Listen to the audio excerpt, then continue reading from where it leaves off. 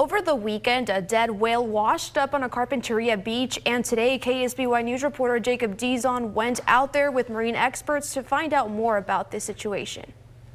Since Sunday, the carcass of this 20-foot humpback whale has remained on Padaro Beach in Carpinteria, drawing many visitors to the shoreline to check it out for themselves. You've got about a 1 to 2 year old male humpback whale here that was drifting out and came right into the good old Padaro Beach vortex and hit the shore. In the days since the whale washed up, people walking along the beach have stopped by to take pictures, drop off flowers, and wonder about what happened to the creature. We were just here just to walk along the beach, have a nice little walk, and we happened to see that beached whale, and honestly, it's really sad to see. Harry Rabin says through an initial examination of the humpback carcass, his team found that the whale had many scars from shark bites, but officials with local biosurveillance nonprofit Sea Crew add that a number of other factors could have contributed to its death. We couldn't really determine too much.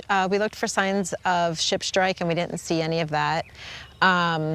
We didn't find too much other indication. It didn't look very healthy, so it had a lot of what we call epiphytes, so a lot of barnacles, a lot of whale lice on it, usually an indication that it's in poor nutritional health. Kovalevsky tells me her team uses instances like these to help them get a better idea of the overall conditions of our ocean and its sea life, but she says right now there is no imminent concern that another whale will wash ashore anytime soon. As for plans to remove the whale from Padaro Beach, that's still up in the air.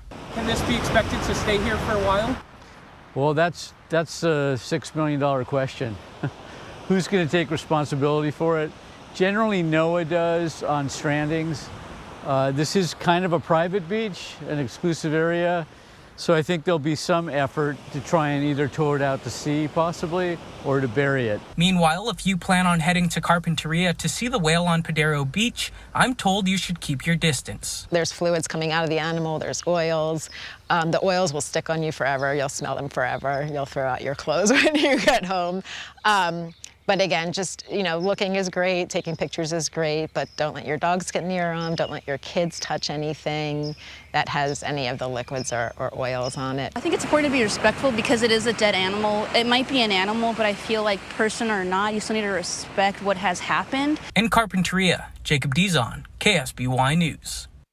We reached out to the National Oceanic and Atmospheric Administration for comment on their plans for removal of the carcass, but we did not hear back by the time of this newscast.